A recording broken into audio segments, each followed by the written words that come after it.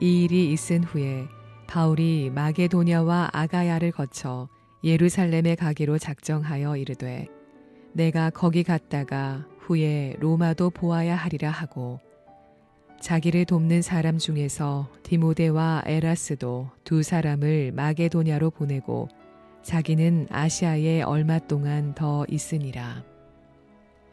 그때쯤 되어 이 도로 말미암아 적지 않은 소동이 있었으니 즉 데메드리오라 하는 어떤 은장색이 은으로 아데미의 신상 모형을 만들어 직공들에게 적지 않은 벌이를 하게 하더니 그가 그 직공들과 그러한 영업하는 자들을 모아 이르되 여러분도 알거니와 우리의 풍족한 생활이 이 생업에 있는데 이 바울이 에베소뿐 아니라 거의 전 아시아를 통하여 수많은 사람을 권유하여 말하되 사람의 손으로 만든 것들은 신이 아니라 하니 이는 그대들도 보고 들은 것이라. 우리의 이 영업이 전하여질 위험이 있을 뿐 아니라 큰 여신 아데미의 신전도 무시당하게 되고 온 아시아와 천하가 위하는 그의 위엄도 떨어질까 하노라 하더라. 그들이 이 말을 듣고 분노가 가득하여 외쳐 이르되 크다 에베소 사람의 아데미여 하니 온 시내가 요란하여 바울과 같이 다니는 마게도냐 사람 가이오와 아리스다고를 붙들어 일제히 연극장으로 달려 들어가는지라. 바울이 백성 가운데로 들어가고자 하나 제자들이 말리고 또 아시아 관리 중에 바울의 친구된 어떤 이들이 그에게 통지하여 연극장에 들어가지 말라 권하더라. 사람들이 외쳐 어떤 이는 이런 말을 어떤 이는 저런 말을 하니 모인 무리가 분란하여 태반이나 어찌하여 모였는지 알지 못하더라. 유대인들이 무리 가운데서 알렉산더를 권하여 앞으로 밀어내니 알렉산더가 손짓하며 백성에게 변명하려 하나 그들은 그가 유대인인 줄 알고 다 한 소리로 외쳐 이르되 크다 에베소 사람의 아데미여 하기를 2시간이나 하더니 사도 바울은 자신의 최종 전도의 목적지가 로마라고 말합니다. 21절에서 내가 거기 갔다가 로마도 보아야 하리라 라고 말씀합니다. 사실 바울은 자신이 로마까지 가서 복음을 전해야 하는지 처음에는 전혀 몰랐습니다. 그러나 그의 인생의 말년에 인생의 마지막 순간을 어디에 던져야 할지 하나님의 위대한 꿈을 발견한 것입니다. 그런 의미에서 우리의 인생은 모자이크 그림과 같습니다. 모자이크 반에 찢어진 색종이들을 처음 붙일 때에는 무슨 그림인지 알 수 없습니다. 그러나 그 찢어진 색종이를 다 붙이고 나면 결국에는 무슨 그림인지 선명하게 보입니다. 이처럼 삶이라는 모자이크 판에 찢어진 색종이 같은 하루하루의 삶을 믿음으로 성실하게 살아낼 때 비로소 하나님의 꿈을 발견하게 됩니다. 바울은 그렇게 주님으로부터 부름을 받은 뒤 20년 동안 성실히 믿음으로 살았습니다. 그래서 시작도 끝도 아름다운 삶을 살 수가 있었습니다. 그러므로 꿈이 없다고 낙심할 필요가 없습니다. 모두가 먼저 꿈을 꾸고 그 꿈을 위해 살아가는 것이 아닙니다. 그저 하루하루 내게 주어진 삶을 믿음으로 살아낼 때 하나님의 꿈이, 하나님의 뜻이 어느 순간에 깨달아지는 것입니다. 그러므로 미래를 바꾸기 위해서는 지금을 바꾸어야 합니다. 하루하루를 믿음으로 잘 살아낼 수 있어야 합니다. 그런데 우리가 하나님의 꿈을 꾸고 하루하루 하나님이 기뻐하시는 삶을 살기 위해서는 반드시 우리 안에 일어나야 하는 영적인 사건이 있습니다. 바로 소동입니다. 23절에 그때쯤 되어 이 도로 말미암아 적지 않은 소동이 있었으니 라고 말씀합니다. 예베소 도시에 소동이 있었습니다. 그것은 바울이 전한 도 때문이었습니다. 여기서 도는 복음을 말합니다. 그런데 복음이라고 표현하지 않고 도라고 표현하고 있습니다. 복음은 단지 활자나 문자가 아니기 때문입니다. 복음은 그리스도인이 걸어가야 하는 길입니다. 복음은 그리스도인이 살아야 할 삶의 방식입니다.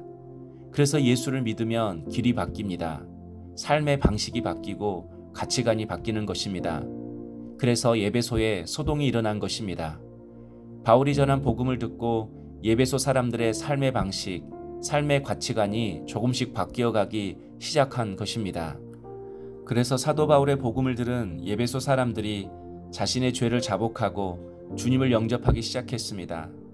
그러다 보니 자연스레 아데미 신전과 관련된 업종들이 경제적으로 타격을 받게 되었습니다. 그래서 신상을 만들어서 파는 사람들을 주축으로 우상과 관련된 모든 업종의 사람들이 서로 연합하여 소동을 일으켰습니다. 바울을 대적하고 전도를 방해했습니다. 그런 의미에서 삶의 변화는 반드시 소동이 일어나야 합니다. 23절에 나오는 우리말 소동은 헬라어로 타라코스라고 합니다. 통 속에 든 물을 막대기로 휘젓다라는 뜻입니다. 매우 혼란스러운 갈등의 상태를 말합니다. 빛과 어둠이 충돌하는 상태를 말합니다. 진리와 거짓이 충돌하는 상태를 의미합니다. 한마디로 주님을 택해야 하는지 마술책을 택해야 하는지, 주님을 따르는 삶을 선택해야 하는지 마술사의 삶을 여전히 선택해야 하는지 신앙의 갈등이 일어난 것입니다. 바로 이 신앙의 갈등 속에서 주님을 선택하고 말씀을 선택한 사람만이 진정한 구원을 얻을 수 있고 삶의 변화가 찾아올 수 있는 것입니다. 또 이미 구원받은 자녀라 할지라도 끊임없이 하나님의 말씀 속에서 신앙의 갈등이 일어나야만이 이전보다 더 성숙해질 수가 있습니다. 그러므로 나의 생각과 마음 속에 주님이 주시는 영적인 타라코스가 일어나야 합니다. 나의 생각과 마음 속에 있는 세상의 즐거움이라고 하는 것들이 정말 나를 위한 것인지, 아니면 나의 영혼을 좀먹게 하는 죄인지 외면하지 말고 주님과의 타라코스 속에서 직면해야 합니다. 뿐만 아니라 우리의 모든 인간의 관계 속에서도 소동이 일어나야 합니다. 그래서 내가 맺고 있는 이 관계가 믿음의 관계인지 아니면 나를 미혹하고 유혹하는 관계인지 결정해야 합니다. 또한 삶의 목적에 대한 타라코스가 있어야 합니다. 나를 위해 살 것인지 아니면 주를 위해 살 것인지 선택해야 합니다. 그래서 갈등이 없는 신앙은 능력이 없습니다. 성숙하지도 않습니다. 그러므로 오늘도 내주하시는 성령께서 역사하셔서 내가 지금 갈등하고 고민해야 할 것들이 무엇인지 신앙의 혼돈을 허락하시고 그 혼돈을 통해 내 삶의 질서가 생기고 내가 가야 할 길이 어디인지를 깨닫게 되는 우리 성도님 될 수 있기를 주의 이름으로 축복합니다. 그런데 아쉽게도 우상과 관련된 사람들은 자신에게 찾아온 갈등을 오직 자신의 이익을 위해서만 풀려고 했습니다. 그래서 28절에 분이 가득하여, 29절에는 요란하여, 32절에는 어떤 이는 이런 말을 어떤 이는 저런 말을 하니 모인 무리가 분란하여 라고 각각 말하고 있습니다. 악한 영은 언제나 우리 안에 일어나는 신앙의 갈등을 잘못된 방향으로 반응하게 합니다. 그래서 주님을 따라갈 때 누리는 참된 기쁨보다 당장 잃게 될 세상의 이익을 생각나게 합니다. 그래서 분노하게 하고 분주하게 하고 조급하게 합니다. 한마디로 말씀을 듣고도 오히려 시험 들게 하는 것입니다. 이것이 악한 영의 역사입니다. 그런 의미에서 주님을 따르고 말씀에 순종하는 삶은 단지 내 의지나 윤리 차원의 삶이 아닙니다. 영적인 문제이고 영적 싸움이 수반되는 삶입니다. 오늘 또 악한 영은 우리가 믿음으로 서지 못하도록, 믿음으로 살지 못하도록 방해하고 역사합니다. 그러므로 항상 깨어 있어야 합니다. 하나님의 말씀 속에서 내가 무엇을 선택하고 어떤 길을 걸어가야 할지 밝히 보고 깨달아야 합니다. 오늘도 하나님의 말씀을 통해서 영적인 통찰력을 얻고 내가 걸어가야 할 길과 인생의 방향을 온전히 깨닫고 걸어갈 수 있는 우리 성도님 될 수 있기를 주님의 이름으로 축복합니다. 기도하겠습니다. 사랑의 주님, 우리가 항상 진리의 길, 믿음의 길, 생명의 길, 좁은 길을 걸어갈 수 있도록 말씀하여 주시고 신앙의 갈등이 생길 때마다 언제나 주님의 마음, 주님의 뜻을 선택하게 하옵소서. 예수님의 이름으로 기도하옵나이다. 아멘.